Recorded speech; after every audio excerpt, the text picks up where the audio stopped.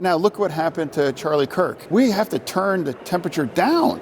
It's like we can't compare people to these kinds of figures in history. If I was mayor, I'd be like, absolutely, I'd be grateful for help. Has your party shifted or have you shifted ideologically? The Democratic Party is so far gone. The only person that seems to be making sense right now is John Fetterman, the guy that literally had a stroke 2 years ago.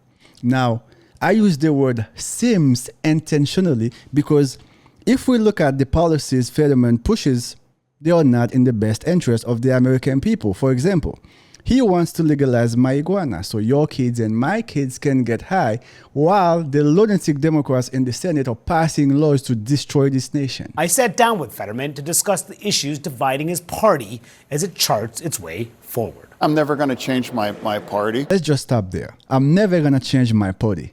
This is the same people telling us always country over party. For you to say, I'm never going to change my party, this is you telling us party over country. This is you telling us, regardless of the nonsensical policy my party wants to push, I'm still going to stick with that party.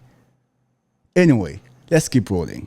But clearly, we've lost the argument, and right now, I think it's entirely appropriate to really be honest and just figure out why exactly have we effectively lost 2 out of the last 3 cycles. I can certainly tell you why you lost. Anyone with half a brain can absolutely tell you why you lost. The American people chose common sense. The American people rejected woke ideologies. The American people want to protect children, unlike the Democratic Party. I can continue to tell you exactly why you lost. I think we can't just be, well, Trump is always wrong, or that we're going to set the country on fire, or whatever. That's just not true either, of course. But, when I represent a state like Pennsylvania, that keeps you honest.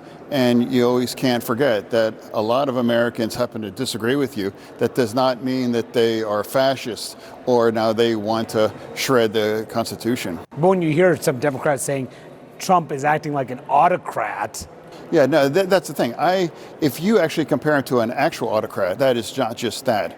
Now, last night, for example, people were complaining. They were protesting about, that's the Hitler thing. You just don't ever compare anyone to Hitler and those kinds of extreme things. Now look what happened to Charlie Kirk. I mean, the man was shot. Now we have to turn the temperature down.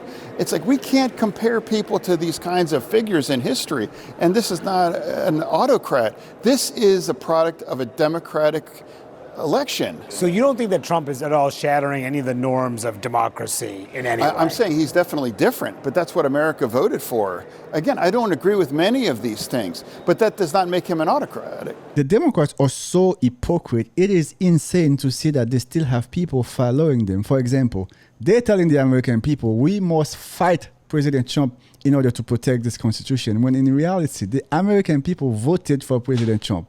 President Trump is an elected president. Therefore, get out of the way and let President Trump do the job the American people elected him for. How are you telling us we must protect democracy when, in fact, you are standing in the way of democracy because the American people largely gave President Trump a mandate? Get out of the way. One of the things that I hear from Democrats a lot saying a reason why voters may not like Democrats is because they don't fight hard enough. Democrats should be fighting harder. What do you say to folks who say that? What exactly is fighting? What is fighting? Delay more votes or just vote every no on everything, or saying, well, if they're doing X, well, then that means it's wrong, that kind of a thing.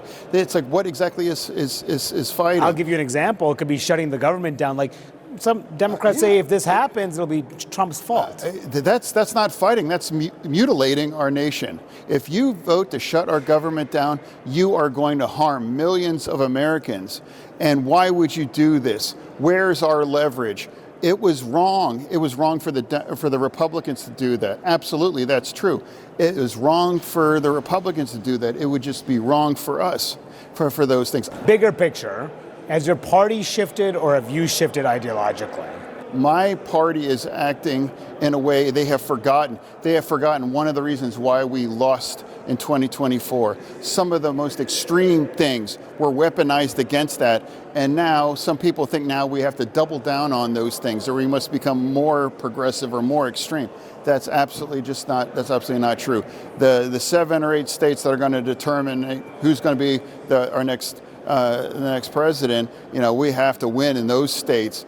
And I understand what that takes. And a lot of these ideas that are now putting back and being reintroduced are not going to carry, Pennsylvania. Now let's be real. The Democrats are certainly not fighting for anything. They are simply fighting against President Trump by using fear, creating division, inciting violence. Now, if you remove those type of rhetorics, the Democrats have absolutely nothing to run on. Are they going to run on open border policy? Are they going to run on allowing men to go to women's bathroom? Are they going to run on letting these illegal migrants to stay in the country? What are the policies the Democrats are pushing for? There's absolutely none that are in the best interest of the American people. So that's why the only thing they have is identity politics. Trump is threatening to send the National Guard into a number of these blue cities, blue states. We're seeing Democratic mayors in Chicago and in Baltimore resist. Correction. Trump is not sending the National Guard to blue cities.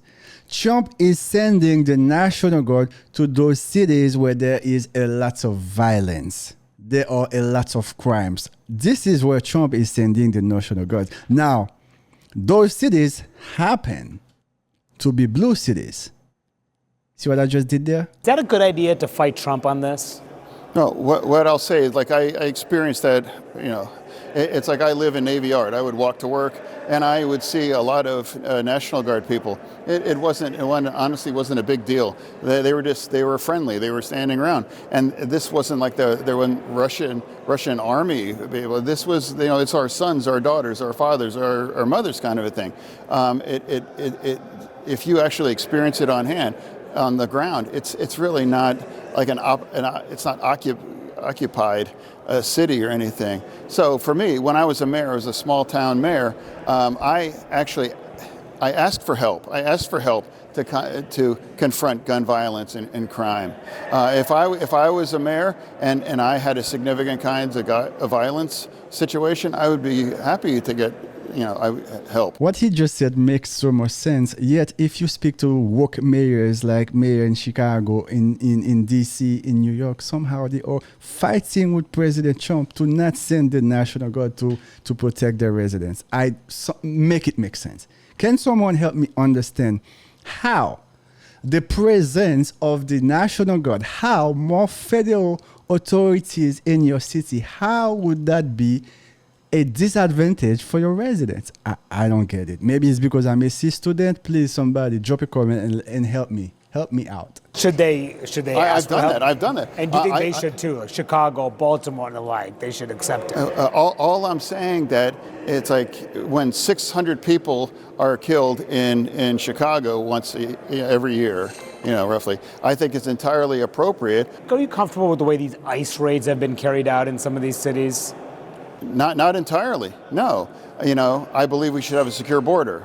And I absolutely believe you should round up all of the criminals. And then I do think you should deport those. But I don't think it's really helpful to raid a factory and round up all of them and deport them. I don't think it's appropriate to go to like a slaughterhouse in Nebraska and round them up and deport them things. That's not true either. I don't think America really supports those things. I think two things must be true: a secure border, round up all the criminals, but we don't and shouldn't target otherwise hardworking migrants that are just effectively making a significant contribution to our economy. So if we understand correctly where the senator stands on that issue, he only wants to deport the criminal illegal migrants. So now my question to the senator is, how do you know which ones are criminals? Because when they came here, there was no background check. Number two, when you only deport the criminal illegal migrants, that's you giving incentives to people to continuing coming here illegally, meaning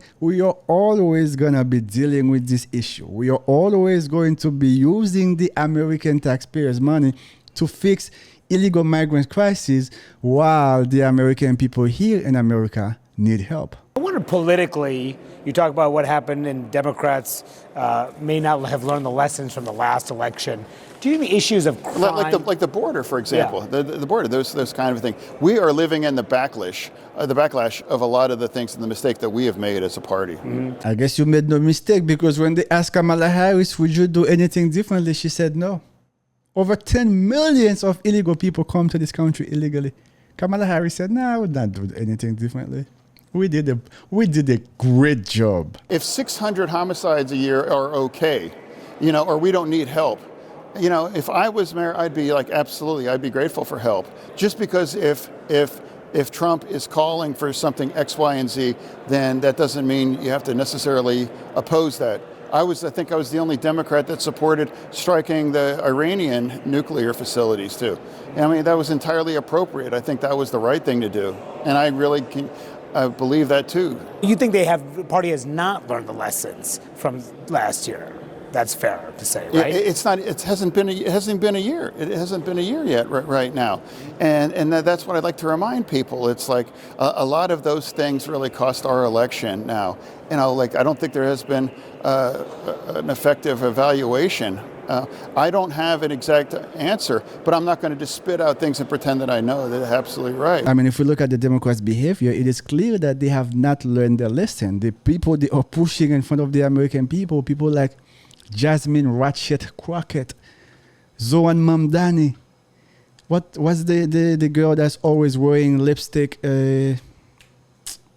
AOC. Those are the people that are in front of the Democratic Party. So it is obvious they have not learned the lesson. And that shows the level of ignorance. That shows the level of entitlement. Even though the American people largely rejected the things they were pushing in 2024. That's why they lost the general election. That's why they lost all the swing states. That's why they lost the popular vote. They still came back. Instead of changing some of those policies, instead of listening to the American people, they double down on their ridiculous ideologies. And the fact that someone like Zohan Mamdani has a voice in the Democratic Party, if not, he's probably the voice of the Democratic Party. That shows you the direction the Democrats want to go with this country.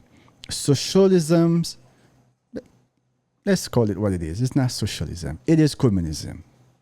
He's a communist. So when you see millions of people that came to this country, including myself, because this is a capitalist country that gives you the opportunities as long as you're willing to work for it. And now you find people, especially elected officials, that are pushing communist ideologies. You're like, wait a minute. This is not why I came here. I came here because I'm willing to work, and of course, I'm willing to eat the fruits of my hard work. I'm not willing to just give it to people because they need it. No. If you don't work, you don't eat. This should be the message. If you don't work, you don't eat. And obviously the Democrats, they have a different message. But anyway, guys, as always, thanks for watching. If you have not subscribed, go ahead and hit that subscribe button. Leave a comment, let me know what you think as I continue to create more, but most importantly, better content, and call out the nonsense. Call out there may be kids watching this video. Call out the nonsense from the woke liberals, from the Democratic Party, as we continue to push and uphold and promote conservative values, because that's what makes this nation a great nation. Family, God, togetherness, respect, and so on. You guys stay safe as always. God bless you, and God bless the United States of America.